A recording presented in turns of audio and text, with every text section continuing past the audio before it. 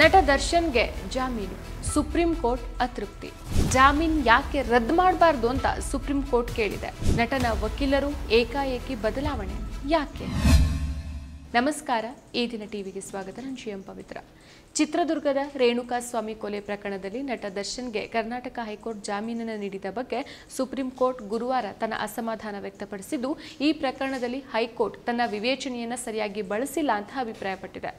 ರೇಣುಕಾಸ್ವಾಮಿ ಕೊಲೆ ಪ್ರಕರಣದಲ್ಲಿ ನಟ ದರ್ಶನ್ಗೆ ಹೈಕೋರ್ಟ್ ನೀಡಿರೋ ಜಾಮೀನನ್ನು ಪ್ರಶ್ನಿಸಿ ಸಲ್ಲಿಸಲಾಗಿರುವಂತಹ ರಾಜ್ಯ ಪೊಲೀಸ್ ಇಲಾಖೆಯ ಅರ್ಜಿಯ ವಿಚಾರಣೆಯನ್ನು ಸುಪ್ರೀಂ ಕೋರ್ಟ್ ನಡೆಸಿತು. ಜಸ್ಟಿಸ್ JB ಪರ್ದಿವಾಲ್ ಅವರ ಪೀಠದಲ್ಲಿ ಈ ಅರ್ಜಿಯ ವಿಚಾರಣೆ ನಡೆದಿದೆ. ವಾದಿ ಮತ್ತು ಪ್ರತಿವಾದಿಗಳಿಬ್ಬರ ಪರ ವಕೀಲರು ಸುಪ್ರೀಂ ಕೋರ್ಟ್ನಲ್ಲಿ ಉಪಸ್ಥಿತರಿದ್ದು ವಾದ ಮಂಡನೆ ಮಾಡಿದ್ರು. ನಟ ದರ್ಶನ್ ಸೇರಿ ರೇಣುಕಾಸ್ವಾಮಿ ಕೊಲೆ ಪ್ರಕರಣದ ಆರೋಪಿಗಳಿಗೆ ಹೈಕೋರ್ಟ್ ನೀಡಿರೋ ಜಾಮೀನು ರದ್ದಾಗತ್ತಾ ಅಥವಾ ಮುಂದುವರಿಯತ್ತಾ ಅನ್ನೋದು ಜುಲೈ 22ಕ್ಕೆ ತೀರ್ಮಾನ ಆಗುತ್ತೆ. ಸರ್ಕಾರದ ಪರ ವಿಚಾರಣೆ ಕೇಳಿರುವಂತಹ ಸುಪ್ರೀಂ ಕೋರ್ಟ್ ಆರೋಪಿ ಪರ ವಕೀಲರ ವಾದ ಮಂಡನೆಗೆ ಕಾಲಾವಕಾಶವನ್ನು ನೀಡಿ ಕೇಸ್ನ ವಿಚಾರಣೆಯನ್ನು ಮುಂದೂಡಿತು. ಪರಿಶುದ್ಧ ನಂದಿನಿ ಹಾಲಿನಿಂದ ತಯಾರಿಸಿದ ನೈಜ ನಂದಿನಿ ಐಸ್ ಕ್ರೀಮ್ಸ್. ನ್ಯಾಯಮೂರ್ತಿ JB ಪಾರ್ದಿವಾಲ್ ನೇತೃತ್ವದ ವಿಭಾಗೀಯ ಪೀಠ ಹೈಕೋರ್ಟ್ ಆದೇಶದ ಬಗ್ಗೆ ನೀವು ಏನು ಹೇಳ್ತೀರಿ ಸಿಬಲ್ ಅಂತ ದರ್ಶನ್ ಪರ ವಕೀಲರನ್ನೇ ಪ್ರಶ್ನೆ ಮಾಡಿತು. ಪ್ರಾಮಾಣಿಕವಾಗಿ ಹೇಳಬೇಕು ಅಂತಂದ್ರೆ ಹೈಕೋರ್ಟ್ ತನ್ನ ವಿವೇಚನೆಯನ್ನ ಸರಿಯಾಗಿ ಬಳಸಿಲ್ಲ ಅಂತ ನಾವು ಭಾವಿಸ್ತೇವೆ. ಹೈಕೋರ್ಟ್ ಆದೇಶವನ್ನ ಹೇಗೆ ನಿರ್ದೇಶಿಸಿದೆ ಅನ್ನೋದನ್ನ ನೀವು ನೋಡಿರಬೇಕು ಅಂತ ಹೇಳ್ತು. ಇನ್ನು ಇದಕ್ಕೆ ಪ್ರತಿಕ್ರಿಯಿಸಿದ ದರ್ಶನ್ ಪರ ವಕೀಲ ಸಿಬಲ್, ಹೈಕೋರ್ಟ್ ಏನು ನಿರ್ದೇಶನ ನೀಡಿದೆ ಅನ್ನೋದನ್ನ ಮರ್ತ್ಬಿಡಿ, ದಯವಿಟ್ಟು ಸಾಕ್ಷಿಗಳನ್ನ ನೋಡಿ, 161 ಮತ್ತು 164 ಸಾಕ್ಷಿ ಹೇಳಿಕೆಗಳನ್ನ ನೋಡಿ ಅಂತ ಮನವಿ ಮಾಡಿದ್ರು. ಬಳಿಕ ಸರ್ಕಾರದ ಪರ ವಕೀಲ ಅನಿಲ್ ನಿಶಾನಿ ಅವರ ವಾದ ಆಲಿಸಿದ ನ್ಯಾಯಪೀಠ, ಬಂಧನದ ಕಾರಣಗಳನ್ನಷ್ಟೇ ನಾವು ಕೇಳ್ತಾ ಇದ್ದೇವೆ, ಬೇರೆ ಏನನ್ನೂ ಕೇಳ್ತಾ ಇಲ್ಲ, ಬಂಧನ ಕಾನೂನುಬದ್ಧವಾಗಿಲ್ಲ ಅನ್ನೋದನ್ನ ಅರ್ಜಿದಾರರ ಪರ ವಾದವಾಗಿದೆ, ಇದಕ್ಕೆ ಉತ್ತರ ಕೊಡಿ ಅಂತ ಸೂಚಿಸಿ ವಿಚಾರಣೆಯನ್ನ ಜುಲೈ 22ಕ್ಕೆ ಮುಂದೂಡಿದೆ. ಈ ಮಧ್ಯೆ ದರ್ಶನ್ ಅವರು ವಿಶೇಷ ಅನುಮತಿ ಪಡೆದು ವಿದೇಶಕ್ಕೆ ತೆರಳಿದ್ದು ತಮ್ಮ ಚಿತ್ರಗಳ ಶೂಟಿಂಗ್ನಲ್ಲಿ ತೊಡಗಿದ್ದಾರೆ. ಜಾಮೀನಿಗೆ ಇವರು ಬೆನ್ನು ನೋವಿನ ಆಪರೇಷನ್ ಕಾರಣ ಅಂತ ಹೇಳಿದ್ರು. ಇನ್ನು ರಾಜ್ಯ ಸರ್ಕಾರದ ದಾಖಲೆಗಳನ್ನು ಸ್ವೀಕರಿಸಿರುವಂತಹ ಸುಪ್ರೀಂ ಕೋರ್ಟ್ ಯಾಕೆ ದರ್ಶನ್ ಜಾಮೀನನ್ನು ರದ್ದು ಮಾಡಬಾರ್ದು ಅಂತ ಪ್ರಶ್ನೆ ಮಾಡಿದೆ. ದರ್ಶನ್ ಪರ ವಕೀಲ ಕಪಿಲ್ ಸಿಬಲ್ ಅವರು 262 ಸಾಕ್ಷಿಗಳ ವಿಚಾರಣೆ ಮಾಡಲಾಗಿದೆ, ದರ್ಶನ್ ಕೃತ್ಯದಲ್ಲಿ ಭಾಗಿಯಾಗಿರೋದಕ್ಕೆ ಪುರಾವೆ ಇಲ್ಲ ಅಂತ ವಾದ ಮಂಡಿಸಿದ್ದಾರೆ. ನನಗೆ ಇಷ್ಟ ನಂದಿನಿ ತುಪ್ಪ, ಶುದ್ಧ ತುಪ್ಪ ಅಂದ್ರೆ ನಂದಿನಿ.